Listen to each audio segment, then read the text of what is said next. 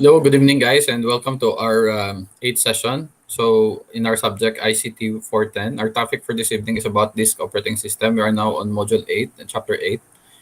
And this is the last session before we have our midterm examination next week. So, make sure to, we'll just be flexible on the schedule of the examination. Most probably, our exam will be on November 11 on our time at 8 o'clock until 9 a.m. But most probably, if they release the schedule, we'll see if we can change the schedule. I will just inform you.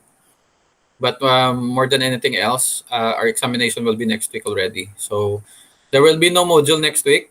As of the moment, the only module that you're going to pass is for this week. So that we'll have our academic break at the same time our midterm examination for next week. Okay? So going on our topic, it's disk operating system, and let's just get some more details about this because I know that you already knew what is disk operating system.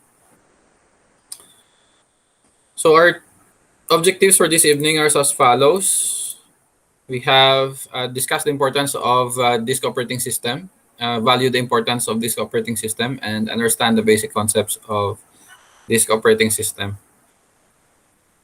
So we all know that disk operating system is just the a computer operating system that resides on and can use the disk storage device, such as the floppy disk. Yes, you heard it right, the floppy disk, because DOS is presently overwhelmed by Windows, and we don't use DOS more often. But sa una, guys, we use disk operating system to boot up our computer, and we use floppy disk pa. So disk operating system is it must provide a file system for organizing, reading, and writing files on the storage disk. And strictly speaking, this definition does not apply to current generation of operating system because we have Windows. So more than anything else, DOS precedes Windows, karang una pa. And we are still using primitive hardware for disk operating system. So panahon pa ka mga Pentium 1, Pentium 2, Pentium 3. So we still use DOS. And this disk operating system were available for mainframes, mini computers, microprocessor, and home computers, no? And were usually loaded from the disk themselves as part of the booting process. So karang una, there are two kinds of disk storage, no? The 5-inch disk, mujakanggod. So pwede nyo sa mapanguyab, no? And then the 3.5 disk, which is used during the mid-90s, no? And going to year 2000s. Okay, so in the early days, there were no disk drive. Why get that disk drive? Why man it hard disk? And then we're using floppy disk for the or modern storages, no? For modern flash storages. So early storages devices use delay lines, core memory, and punch card, magnetic tape, no? During 1970s, magnetic tape yung ginagamit nanda, wipe at flash disk, and magnetic drums, no? But these microcomputers and home computers, paper tape or audio cassettes, are nothing new, but instead, they come directly with switches directly into the memory through a hardware called terminal, no? So, ang itsura ka terminal, guys, is why kita agagamit ka mouse. Puro lang siya nga mainframe computer kag nagagamit lang sa monitor kag keyboard. Why don? So that was the good times. That was the times that we're still using DOS. So today we're going to talk about two kinds of DOS. No, it's MS-DOS and PC-DOS. MS-DOS stands for Microsoft Disk Operating System, and PC-DOS is Personal Computer Disk Operating System used by IBM. So among these things, guys, we will know the some similarities between the two and the differences between the two. Okay. Let's talk about MS-DOS first. Now, in MS-DOS, it is an acronym for Microsoft Disk Operating System, also known as Microsoft DOS. So it is an operating system for x86 based personal computer. So that is 32-bit and mostly developed by Microsoft. So collectively, MS-DOS is rebranded as IBM PC-DOS because during those time, guys, Microsoft and IBM nag-collaborate pa sanda karang una. And gin-commission ka IBM ang Microsoft, which is founded by Bill Gates during the early stages of their development. They adopted an operating system that is robust and can potentially run above other applications. So, mas maswerte ka mo do karon guys kay all you have to do is to open your laptops and your computer, and then all of a sudden you will be directed to the desktop applications. So makita nyo lagi nakaboot up na ang desktop ninyo. So karang una guys, ang computer wala sang hard disk, at the same time wala sang there were no operating system. So that is why ang ginagamit nanda nga operating system is ang naka Unix. Pero as the early goes on, may na-develop ang si Bill Gates, or hindi ang friend ni Bill Gates nga disk operating system, ginbakal niya kagin baligya sa IBM. And during those time, Bill Gates from a garage programmer, he became the founder of Microsoft, no. So then afterwards, pagbulagay nanda, since nga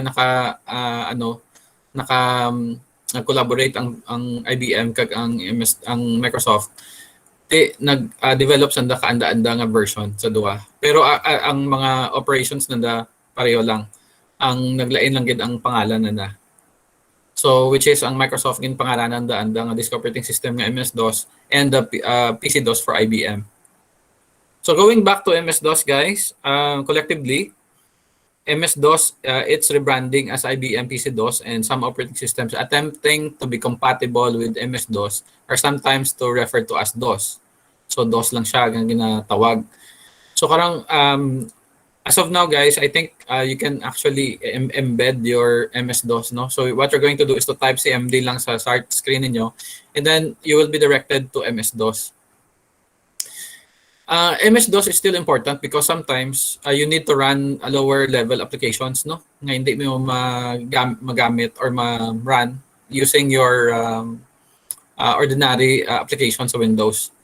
So still, MS-DOS is embedded in our, including also in Windows 11, because as of late, Windows 11 is still running on the platform sa DOS na ginagamit pa nga shell ng platform.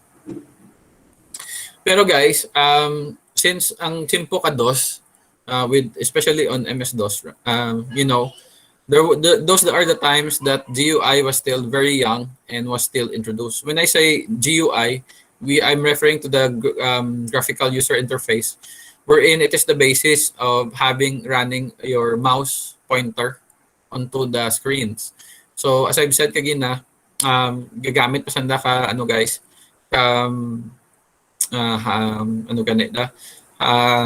terminals which only uses the keyboard.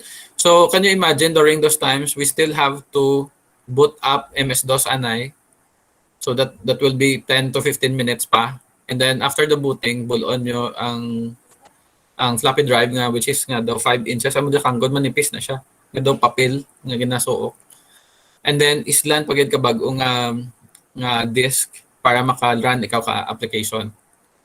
So medyo tama kay inay kag tama ka budlay gid, and tama ka primitive nga technology. So can you imagine guys, isa lang ka manuscript or isa lang ka Microsoft Word, isa lang ka document guys, you have to memorize 39 basic control commands sa keyboard. So para lang gid makaobra ka mga document ninyo. So muda ka budlay karang una, no? So nalipay kami karang una pag abot ka computer namon sa National High School. May na siya 3.11 nga Windows, and then nagagamit na ka mouse. Pero ang mouse karang una may trackball pa na sa sulod. So it's not nga dang ang mouse tulad may na siya laser pointer do karon ng amo kada. Karang una do bola na siya nga gamay nga nakasulod sa sa dang mouse nga trackball da tawag. So maparan nyo siya using the trackball. Ang mouse garan sa trackball. Do karon sa laser na siya nagaran ang aton nga mouse. So during its lifetime, several competing products were released for the 32-bit platform, and MS-DOS went through 8 versions until development ceased in 2000. It stopped in the 2000 in the year 2000 because of the NT technology. So MS-DOS is still running on FAT, on application table, no? And new file system was introduced in the year 2000 using the Windows NT and the Windows 2000 NT. And the next year, pag 2001, nagwa ang Windows XP ninyo. So those were the good times because Windows XP is the longest tenured operating system ka Windows. Nga buhay siya, nag-update ana antis gamiton. So Windows XP started from the year 2000 and ended in 2014. So muda ka buhay ang Windows XP naton. So guys, actually manami ang Windows XP, no. For me guys, pinaka naming operating system ka Microsoft is ang Windows XP. Kaya tama siya ka mag-an. At the same time, applicable siya sa tanan nga dang simple lang guys. Although hindi niya ma-detect ang hardware because nag-start ang detection ka hardware kag ang upgrading kadang drivers ninyo nga within sa program using using Windows 7. So pero garing sa Windows XP, why man kita nagagamit pa ka internet kada nga time or nagagamit man kita ka internet pero talagsa lang. So for me mas mamag-an, mas manami kag mas durable. Ang right term kada is durable, no, ang Windows XP. So going back to DOS guys, for the DOS versions, there are a lot of names, no? But the most common DOS version nga ginagamit naton or ang pangalan nga ginbutang kana is the Software Bus 86. So Software Bus 86 because MS-DOS started in 1986. So but then it was eventually called MS-DOS, no? So MS-DOS again gid kana. So the early version of Windows, we have the 16-bit version. Ang 16-bit version ka Windows is ang 3.11, which is the first time nga nagka-mouse ang computer. So it ran already on graphical user interface. So muda karang una nalipay kami nga pag doon kadang Windows 3.11 because maka double click ka lang or pag on mo ka computer madiretso lagi sa anang operating system. So hindi no kinahanglan nga i-swap pa flash drive. Okay. The graphical user interface or the GUI was placed first on Windows 3.11 and then eventually in Windows 95, Windows 98, Windows 98 SE and ME. So the role of MS-DOS was reduced to a bootloader, meaning to say, when you start your computer, all you have to do is to wait and then you'll be directed to the desktop already. So that is called your bootloader. So with MS-DOS guys, the programs running on virtual DOS machine within 32-bit with the ability to boot directly to MS-DOS retained as a backward compatibility option for application that required real mode access to the hardware. So which was generally not possible within Windows. So that was a breakthrough with technology karang una nga time. Because 3.11 is very crude and that was the first time that mouse was introduced. So the command line access to the DOS command line, usually the command.com and the Windows loader. So sa XP guys, dumduman ninyo, when you're going to boot up Windows XP, kita nyo ng line nga add to from left to right. That is the loading of the applications. But behind that, it's the programming gingamit nanda, which is on C and other programs nga pag-compile para maparan ang Windows nga operating system. So the end of life of MS-DOS is on 2011, but still some other applications like the US Navy Food Service Management System is still running on DOS. So may mga bangko patulad nga nagagamit ng mga ka-DOS guys, no, para ma-access ang iba nang nga file. The main thing about DOS is that it's very convenient and it's very robust. So when I say robust, tama ka mag-an, and then at the same time madasig ang pag-execute ka program. Kay why do kamot puro dyan guys mo, puro word kag puro lang commands ang ginagamit mo.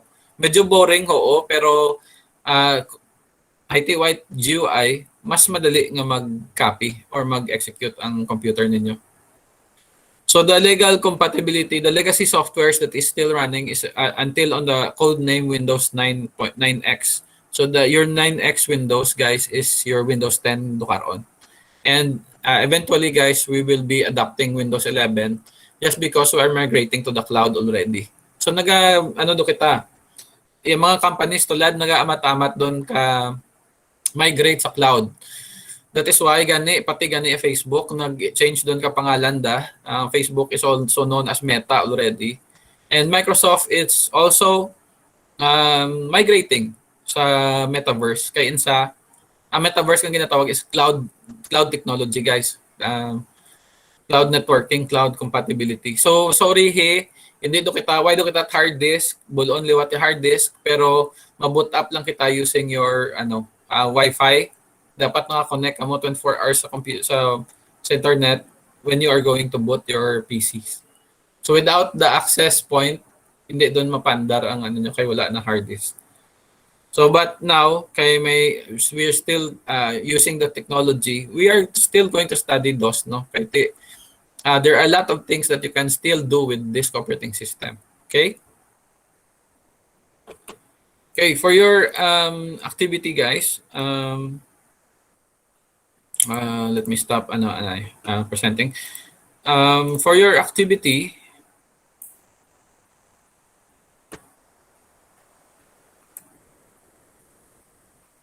okay. So on your activity 15, guys, we are going to do a directory play. What you're going to do is to write under directory play, you're going to boot up with your Windows and then go to CMD and make 3 directory functions.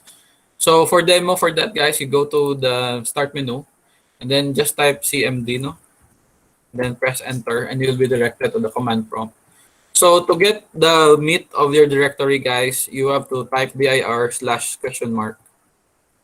And you press enter. And then you can see the attributes that you can see on the screen for directory. So pili lang kamo dyan or you have to combine basta tatlo ka directory function. So like for example, /A is for the attribute, /B uses bare formats, and /C display 1,000 major separate lines. So to be accessing and using the command prompt, first of all, you are going to write dir like for /P/W. Then if you press enter, this one will appear. And then you have to take a screenshot, and then 3 of this will be as follows. So you can also have a directory play, which is on my favorite the directory function, which is dir /S. And then you have to press enter, and that will be displayed on your screen. So this is the looping configuration for the command prompt. So the matrix, guys, no? So I was very amazed to this from karang una pa. But it just loop the files na makita na sa hard disk ninyo. So hindi until i-execute na siya, no? Okay, so that is L.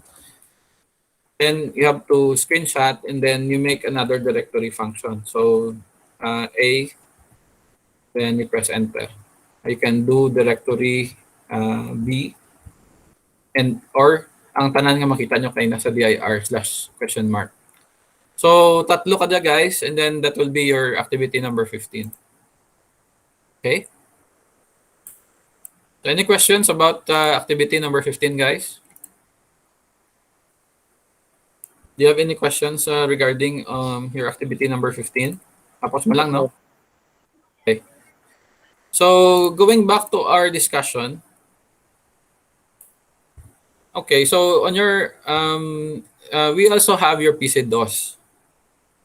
Okay, ang kinalain lang gid diya ka PC-DOS kag MS-DOS is ang pangalan and the ownership. So the ownership belongs to IBM. And mainly just because IBM can be most trusted with the compatibility issues with the development for PC-DOS. So pareho lang gid sanda, guys, ang MS-DOS kag PC-DOS. Maskin ang command line, ang command function same lang siya. So amo lang gid sanda ang activity nanda nga ninyo dayan is still the same. Although hindi ninyo pag ang sa activity number 16 ninyo tuyan ninyo tana obrahon sa PC-DOS. Okay? So PC-DOS, before we have the demo, let me read a nice the background there for PC-DOS. No? So IBM PC-DOS is an acronym for IBM Personal Computer Disk Operating System, also known as the IBM Personal Computer or DOS. So it is discontinued operating system for the IBM Personal Computer because it was found out that some category wise na nag-insindihan ka Microsoft and they broke up. So the IBM assembled to develop the PC instead decided the critical component of the machine must include an operating system. So what they do is they tell Bill Gates to manufacture an operating system. Ginbaklo nanda pero hindi siya pag ibaligya ni Bill Gates pero ang royalty ang ginapangayo ni Bill Gates. So ang natabo wise na nang insendihan na iti nag ano sanda. Pero nagpasugot si Bill Gates nga pwede nanda gamiton ang software hay kon hindi akusar sanda ka IBM. So mo lang da ang pangalan lang nanda kag ang ang naglain ang pero ang karang dato insa nga dang medyo nag gawa si Bill Gates ng manggaranon kay ang baligya na ka Microsoft mas barato sa PC ka IBM which is man-an katanan nga pareho lang dayad ang sulod nanda. And then at that time ang kalabanan nga chimpo ang software dali lang siya ma-copy or ma-pirate mo. So a few lines of our command maskin maskin primitive ang architecture pwede gyapon makopya. So amo da nga why nag-click ang PC-DOS. Instead they opt to much cheaper option which is MS-DOS. Okay, so to have a demo for MS-DOS, what we're going to do is actually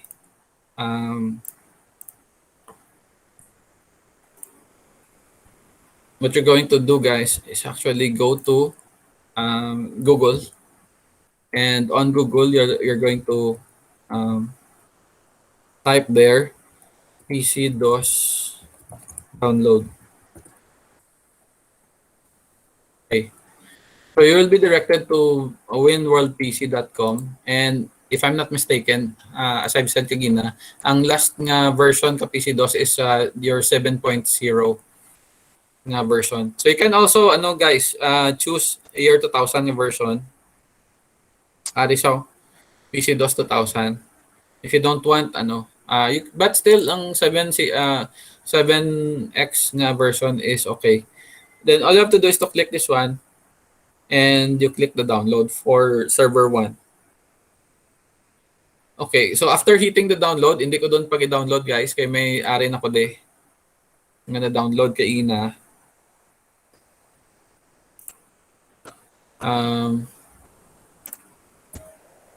Maging download na ako di sa you'll be directed here sa downloads and then amo dya ang IBM nga PC-DOS.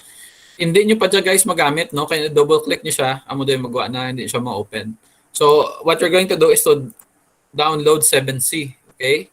You go to Google again. And then you type there 7C. Okay, ang 7C nga is the zip file downloader. So, this one. Pwede nyo dyan kung 64-bit, kung 32-bit, amo na siya. Okay, so ang 7C, ang itsura ka 7C is ang lang, hindi ko lang siya install nyo anay ang 7C, and then that's the time that you're going to double click this PC-DOS para mag-run siya. Ay unzip na siya. Hindi siya guys pwede ka WinRAR. So why man ako WinRAR why man ako 7C. So kung may WinRAR ka mo, hindi do ka mo mag-download ka 7C. Ay siya, pwede nyo dyan madang decompress and then amo na pag-run ninyo ka PC-DOS. Okay. So tandaan nyo guys, imuon nyo ha. Okay. Ang abi guys, since nga hindi ko anay pag-install ang PC-DOS, gamiton ko lang MS-DOS sa demo naton. It's still the same. However, hindi nyo pag-isundon daya. Ang gamiton nyo gid ang PC-DOS ang sa activity number 16 naton. So because ang activity 16 naton, our activity 16 is this one. For activity number 16, what you're going to do is to install on your computer and create a folder using this sequence. So, using PC-DOS na ni siya ha, ang activity 16, hindi na MS-DOS. Pero ang sample ko di karon sa MS-DOS pa. Pero ang obraw ninyo sa PC-DOS ta na. So, you can write there Luca, Doncic, Maverick 77. So, what you're going to do, i-delete ko anay katong ang sample kagina. Kay may sample ako di kay na nga Luka Doncic sa kagi-demo ko kaninyo sa users hi then Luka. Okay, so i-delete ko anay ha. Okay, para nga i-demo naton tulad. So kung makita ninyo yung screen ko hindi wag gagawa sa screen na. Okay, stop ka na yung presenting ha. Hindi niyo makita screen ko.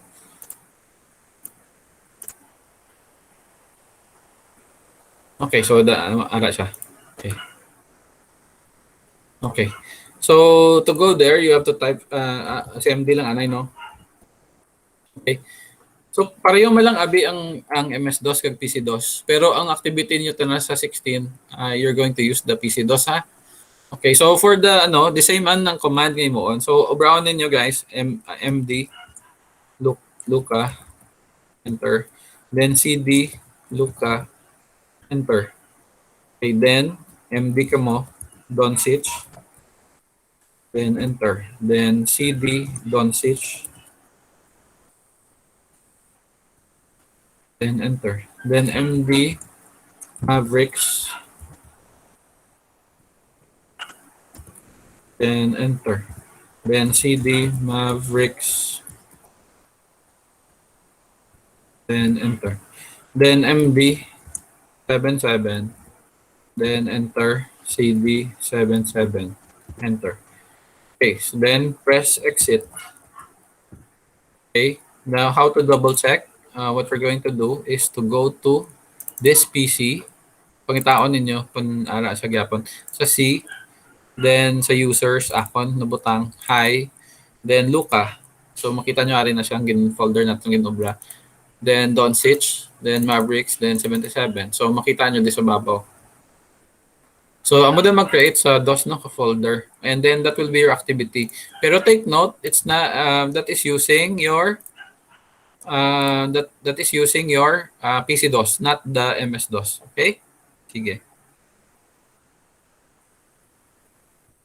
Okay guys, now for your code of the day, let me present to you the code of the day before we go. The code of the day states that who developed MS-DOS? Again, our code of the day for tonight, I will post this after our session tonight, and then you can answer this from 7 p.m. until 10 p.m. This evening. So, who developed MS-DOS? Sino nag-develop kay MS-DOS? And then for reminder, ad astra per sapientia, it means to the stars through knowledge. So, thank you for attending our session for this evening, guys. And do you have any questions regarding our activity?